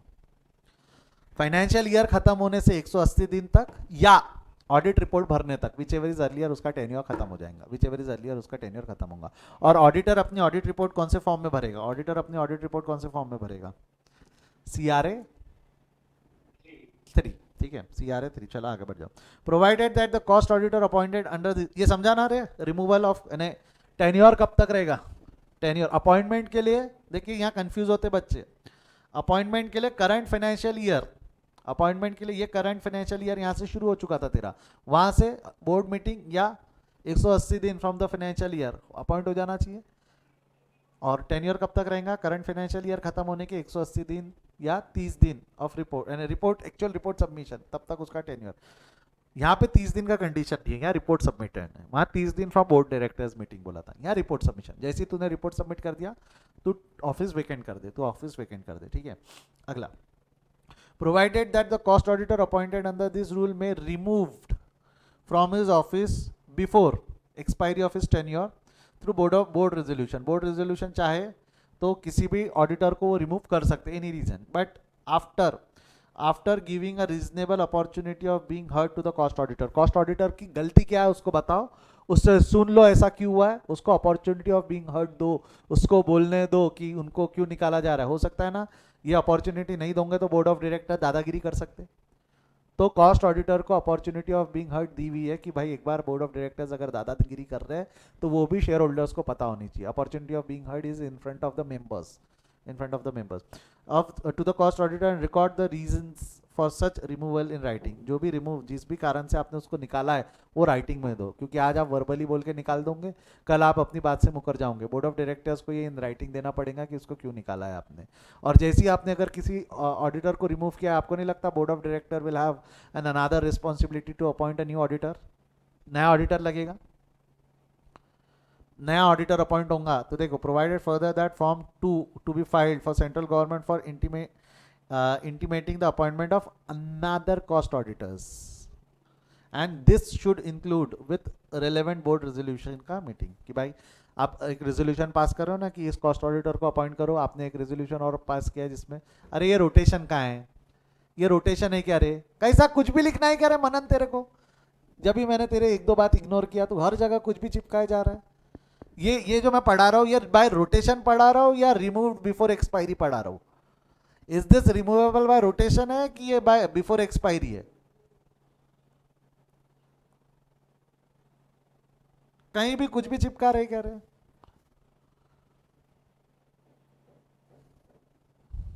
बिफोर एक्सपायरी है ना, और रोटेशन वैसे भी डायरेक्टर्स का है, यहां कहां लगा रहा तो उसको कहां घुसेड़ रहा। हाँ, provided also that nothing contained in sub rule shall prejudice the right of the cost auditor to resign from such office of the company. If cost auditor wants to resign, he can resign before the expiry of tenure as well. अब अगर उसने resign किया तो that will be termed as casual vacancy. अगर cost auditor जैसा statutory auditor भी resign करता है तो उसको हम कैजुअल वैकेंसी बोलते हैं ना। बोर्ड ऑफ डायरेक्टर्स निकाल सकते हैं, कॉस्ट ऑडिटर विलिंगली खुद से भी तो छोड़ सकता है ना, नहीं करना काम आपका, बहुत ही बर्बाद हो आप लोग, बराबर है, छोड़ दिया चला गया। एनी रीजन, जरूरी नहीं है बर्बाद रहोगे, उसके कुछ पर्सनल रीजंस के रहते भी वो शायद छोड़ दे। तो any casual vacancy in the office of cost auditor where due to resignation, death और रिमूवल, रेजिग्नेशन, डेथ और removal shall be filed by board of director within 30 days, 30 दिन के अंदर में, 30 दिन within 30 days of occurrence of such vacancy।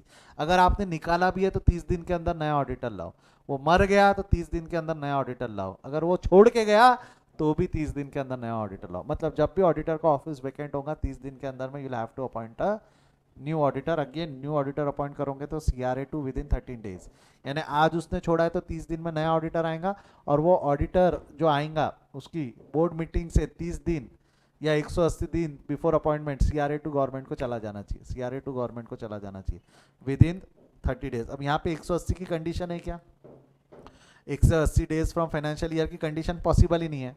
हो सकता है ना 180, मैंने दिसंबर में निकाला उसको तो मेरे तो 180 दिन बीत चुके होंगे, मैंने अगर उसको दिसंबर में निकाला तो 180 दिन तो बीत चुके होंगे ना।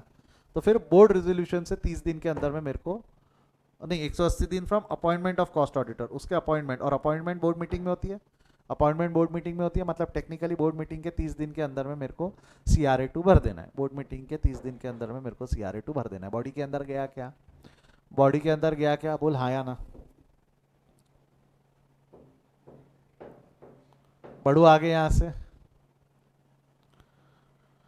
The cost statement including other statement to be annexed with the cost auditor reports shall be approved by the board of director before they are signed on behalf of the board or any director authorized by the board for submission of cost auditor report thereon। Sign कौन कौन करेगा वो लिखा हुआ है कि जो भी आपका कॉस्ट स्टेटमेंट है उसके ऊपर में एक बोर्ड ऑफ डायरेक्टर की साइन होनी चाहिए। ये कब हो जाना चाहिए, जब हम कॉस्ट ऑडिट रिपोर्ट सबमिट करने वाले तब।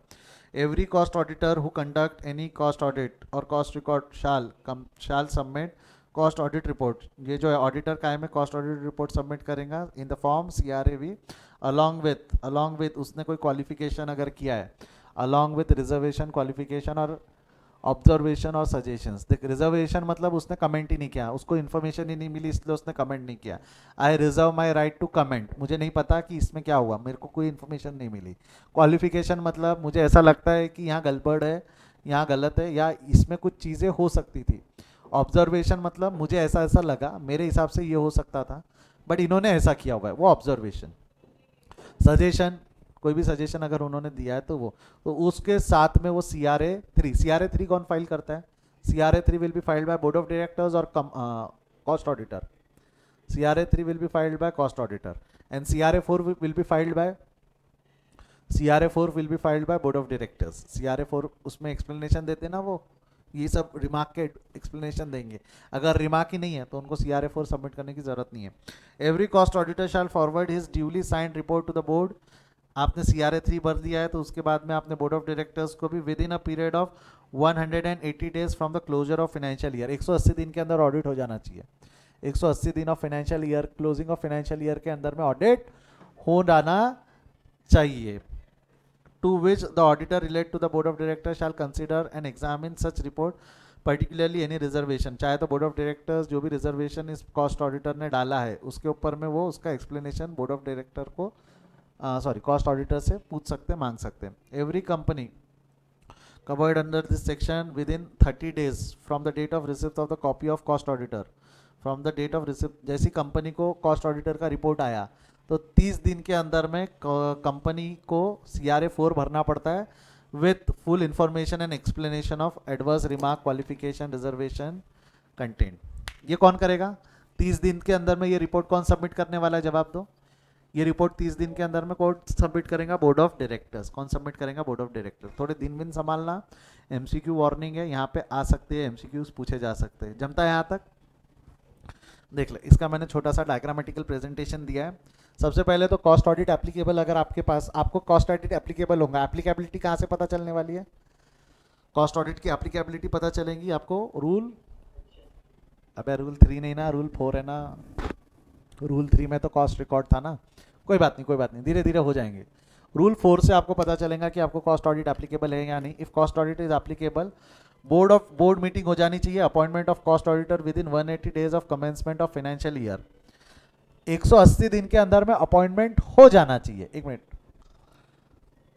अपॉइंटमेंट के 30 दिन के अंदर में इंटीमेट करना है ना। अपॉइंटमेंट तो आप 180 दिन तक कर सकते हो ना, 30 दिन में अपॉइंटमेंट नहीं है, 180 दिन में। Take a return consent from the auditor कि भाई तू डिस्क्वालीफाई नहीं है, या जो भी उसमें 4 कंडीशन थी।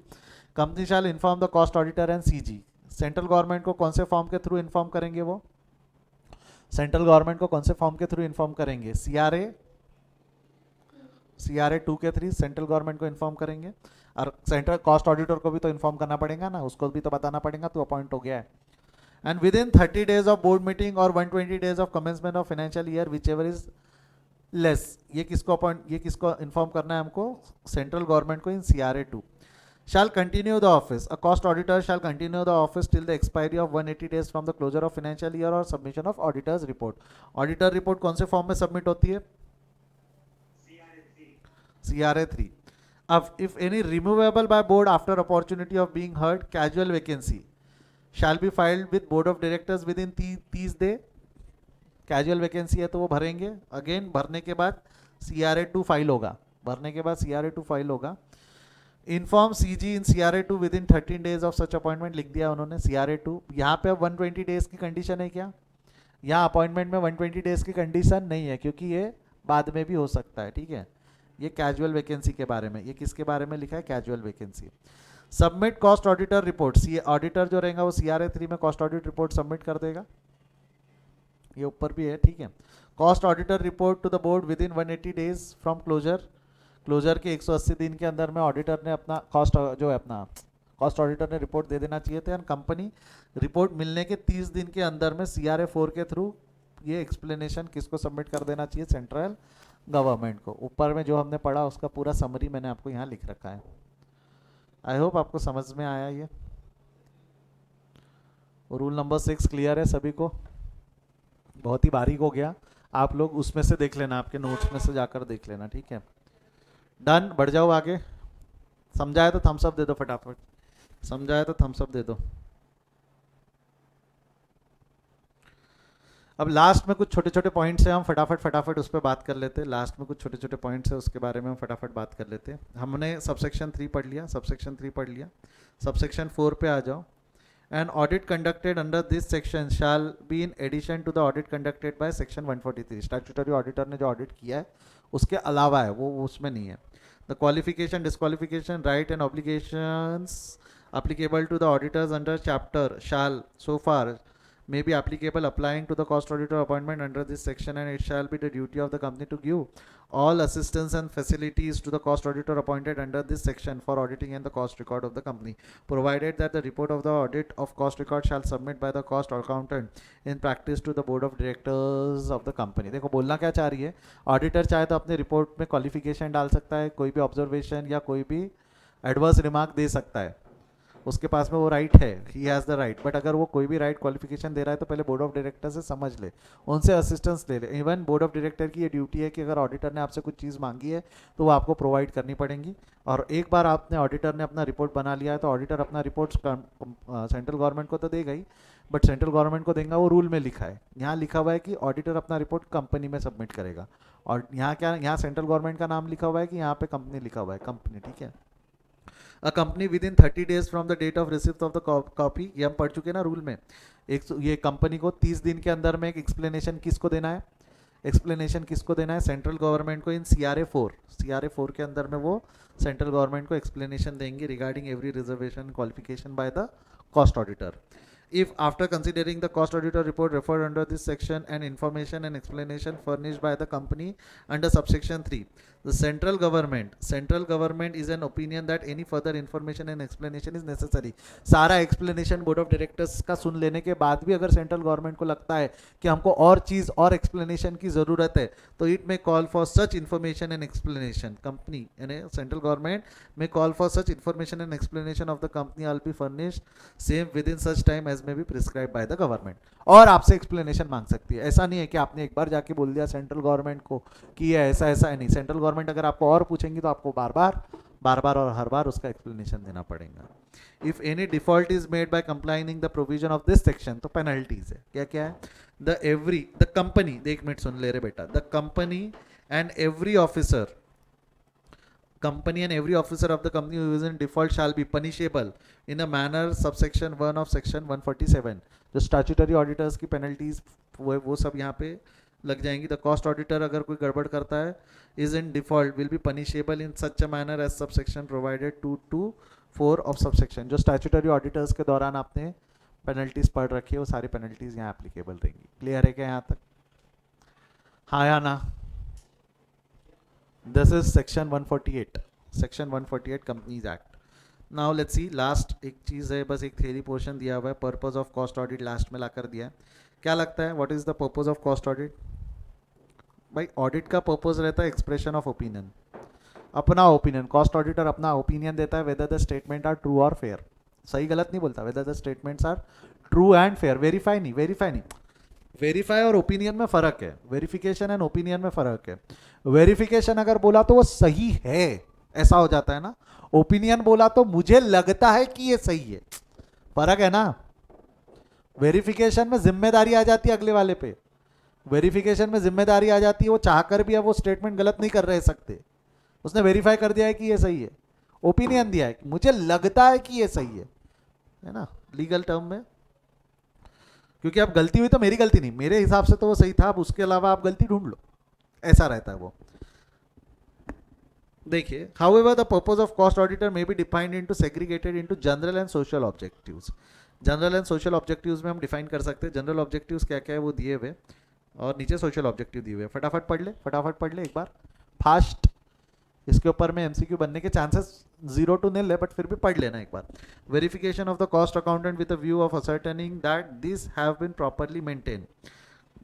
Of course properly maintenance of cost record, proper maintenance of cost record, ensuring that the precise procedure of cost accounting record has been maintained, detection of any errors and fraud, ये general है ना।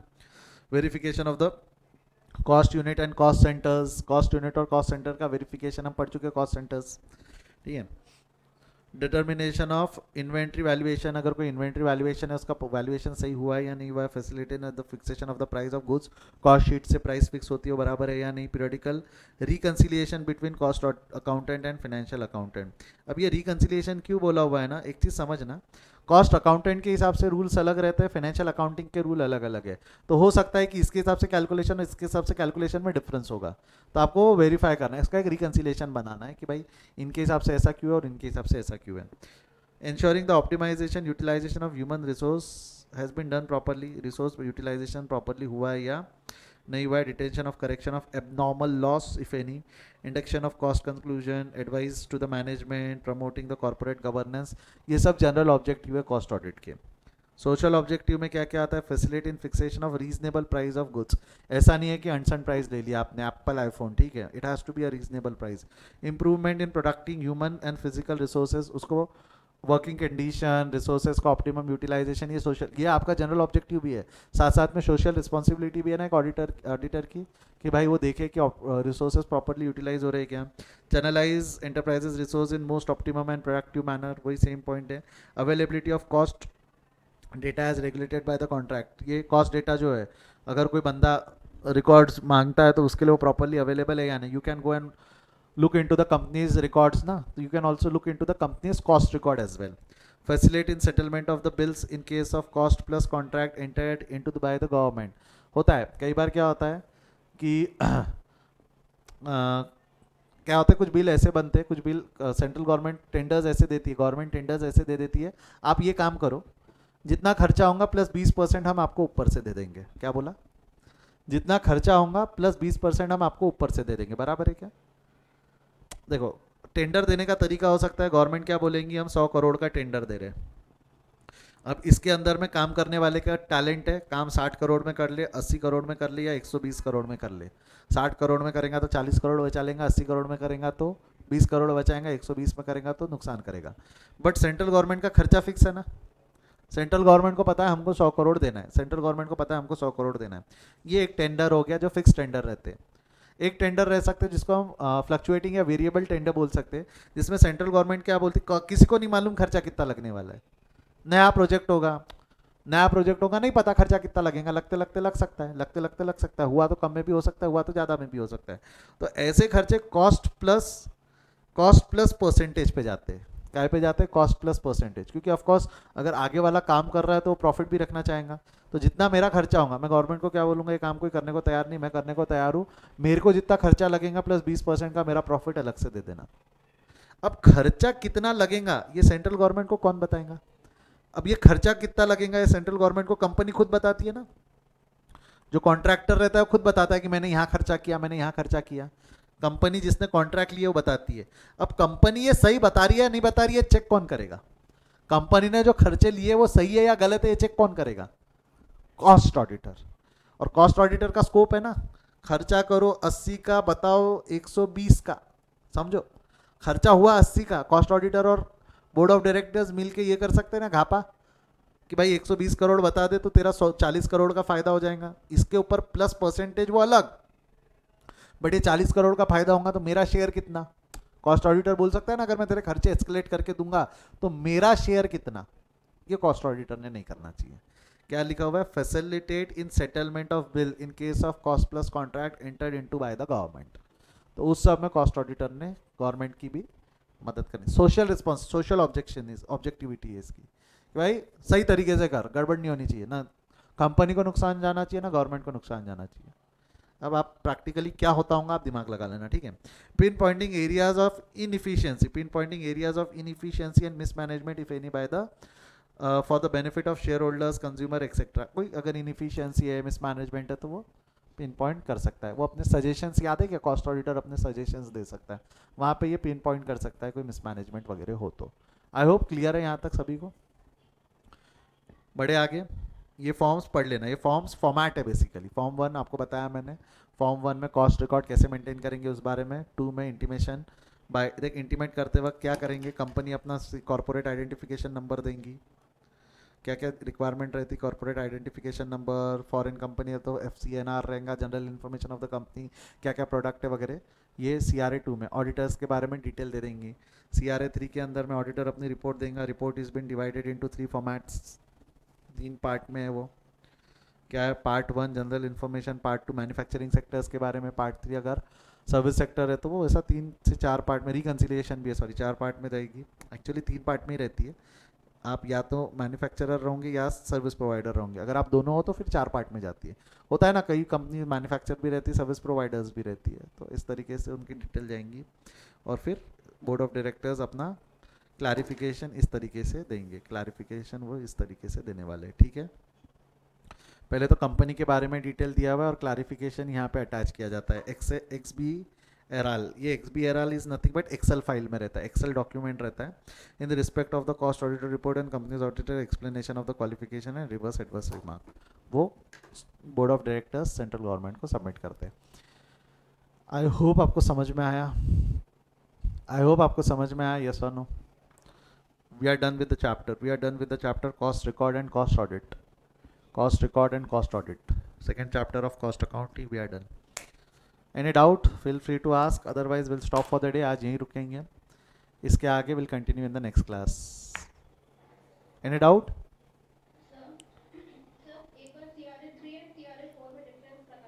CRA 3 के अंदर में, CRA 3 और CRA 4 में difference क्या है? CRA 3 जो रहता है वो ऑडिटर देता है सेंट्रल गवर्नमेंट को, ऑडिटर किसके पास सबमिट करेगा? सेंट्रल गवर्नमेंट को। ये कौन सा? CRA 3।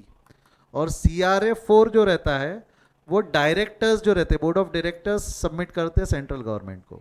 फर्क समझा क्या? ऑडिटर जो रहेगा वो अपना ऑडिट रिपोर्ट देगा और बोर्ड ऑफ डायरेक्टर्स ये क्या देने वाला है? Audit report. और बोर्ड ऑफ डायरेक्टर एक्सप्लेनेशन देंगे। क्या देंगे इसमें? एक्सप्लेनेशन कि ऑडिटर ने जो क्वालिफिकेशन दिया अपने रिपोर्ट में वो क्यों, ऐसा क्यों हमने किया है, तो उसका एक्सप्लेनेशन सेंट्रल गवर्नमेंट को देंगे, सेंट्रल गवर्नमेंट को देंगे। समझा क्या बेटा अभी जिनने डिफरेंस पूछा था उनको? और कोई सवाल है?